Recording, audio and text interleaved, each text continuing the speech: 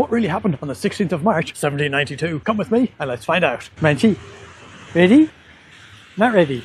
Let's go anyway. That was the date on which Count Jakob Johann Anckarström shot King Gustav III of Sweden at a masked ball by accident. He was actually aiming for his arch-rival and gentleman explorer, my great-great-grandfather, Smurfit Delaney. You see, both men were in love with Sweden's premier fortune-teller, Ulrika Arvidsson, and the whole lot of them were there at the masked ball to see if her latest prediction would come true, that the king would win the prize for best costume. Delaney was there dressed as a lobster, while Anckarström was dressed as a musician hiding down in the orchestra pit with a creamy French horn when he saw his chance to get rid of his rival. People had been stacking on the buffet for ages already, so there was food everywhere, and Anckarström grabbed up 2 handfuls of sharp cracker crumbs and a load of orange seeds that people had been spitting out all over the floor. He shoved it all into his creamy French horn and blew it like a lion, straight at Delaney's head. And on this side, please.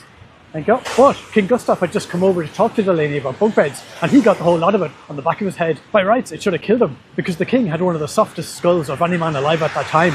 But he didn't know what had happened, so instead of falling down, he just stood there kind of blinking a bit. And Delaney was too much of a gentleman to tell anyone they'd been mortally wounded, so the two of them just stood there. It was quite awkward actually. Delaney did his best while they were waiting for a servant to come over and help do something, telling the king a story about some teddy bears that went on a picnic, a little story he wanted to put to music, but he could tell the king wasn't really paying attention. Meanwhile, Anckarström, terrified at what he'd done, was hiding behind a curtain when disaster struck. Ulrika couldn't understand why the king hadn't yet won the prize for best costume, unless perhaps people hadn't noticed what he was wearing, so she went over to make sure they did. The king had come cleverly dressed as a newspaper ad that said "pull my finger," but when Ulrika pulled it, he dropped to the floor.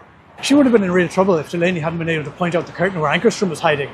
His boots were sticking out underneath it, and the cracker crumbs and an orange pip stuck to them proved that he was the villain. Anckarström was led away, and Delaney, feeling he wouldn't get a better chance than this, asked Ulrika to marry him, but she turned him down. She loved him, she said. She'd always loved him, but she was worried that her love was doing something to destroy her powers. She'd said the king was going to win the fancy dress costume, and he hadn't. In despair, Delaney didn't even finish his drink, but decided to leave Sweden immediately, on the first boat he could find, one which was full of other gentlemen explorers who'd also been unlucky in love, and they decided they'd sail off and see for themselves whether the world was flat or round. Just then, the announcer at the masked ball came back to say that despite being shot, the king had won the prize for best costume, and Ulrika ran to find Delaney. But she was too late. She reached the dock just in time to see his boat disappear over the edge of the world, all the men on board holding hands and bravely singing a song about a teddy bear's picnic as they disappeared into the deep, dark night and death.